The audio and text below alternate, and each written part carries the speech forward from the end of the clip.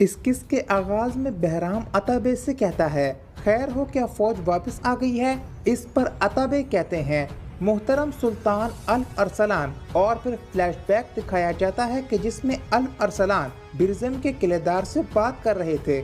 برزم کا قلعہ دار الف ارسلان سے کہتا ہے، میں آپ سے نہیں ڈرتا۔ عتابے یہاں پر پوری داستان سناتے ہیں جو وہاں پر پیش آئی کہ جنگ کے آداب کے مطابق برزم کے قلعے دار کو معافی کا حکم فراہم کیا، لیکن اس نے ہمارے سلطان کی توہین کی۔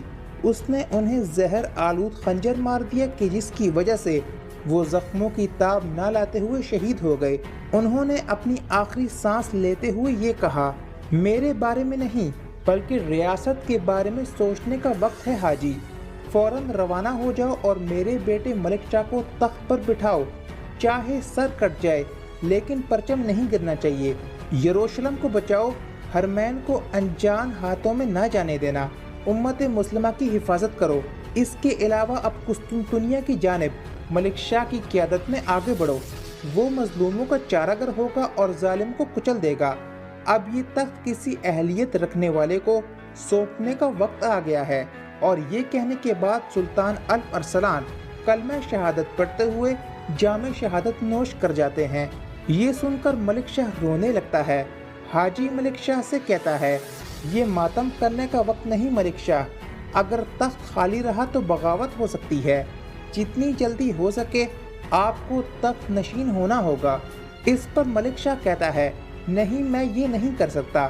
یہ سن کر عتابے ملک شاہ کو جھنجھوڑتے ہوئے کہتا ہے، ملک شاہ اب تمہیں مضبوط ہونا ہوگا، تم اب صرف ملک نہیں بلکہ سلطان ہو، ہمیں فوری طور پر روانہ ہونا ہوگا۔ اس پر ملک شاہ پوچھتا ہے، میرے بیٹے احمد کا کیا ہوگا؟ اس پر عتابے کہتا ہے، کیونکہ باشولہ کیچک کے سردار کی بیٹی تھی تو اس لیے سب نے اس کے ساتھ بدزبانی کی، حالانکہ وہ آپ کی بیوی تھی، لیکن آپ اس سے جلا وطنی سے نہیں روک سکے۔ اگر اب انہیں پتہ چلا کہ اس میں سے تمہارا ایک بیٹا بھی ہے تو ریاست اور خاندان دونوں تمہارے خلاف ہو جائیں گے۔ احمد کا وجود پوشیدہ ہی رہنا چاہیے، جیسا کہ تم جانتے ہو کہ جلا وطن خاتون کا بیٹا خاندان کا وارث نہیں سمجھا جاتا۔ یہ کہہ کر عتابے احمد کو ملک شاہ سے لے لیتا ہے اور تلوار نکال کر کہتا ہے، آپ کے پاس دو ہی راستے ہیں، آپ کو ان میں سے کسی ایک کا انتخاب کرنا ہوگا۔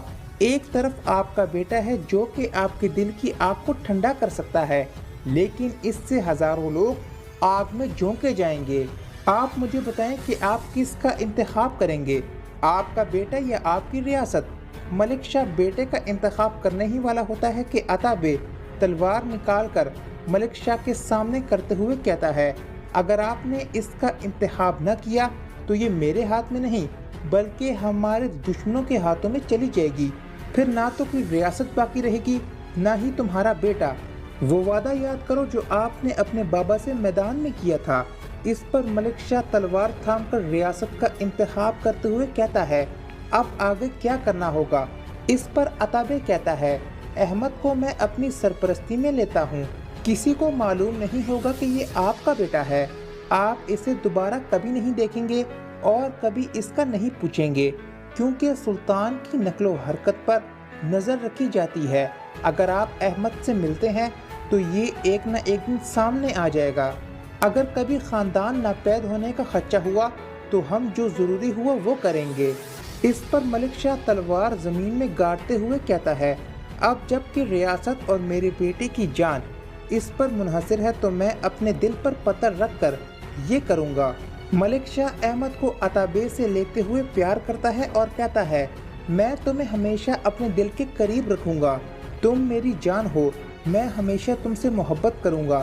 اس کے بعد عتابے احمد کو ملک شاہ سے لے لیتا ہے اور ملک شاہ وہاں سے چلا جاتا ہے۔ ملک شاہ کے جانے کے بعد عتابے احمد کو دیکھتے ہوئے کہتا ہے، آج کے بعد تمہارا نام سنجر ہے، تم ایک بہادر جنگجو بنو گے۔ الف ارسلان کے پوتے اور ملک شاہ کے بیٹے سنجر، کامیابی تمہارا مقدر ہو۔ اور یہاں پر اس قسط کا اختتام ہو جاتا ہے۔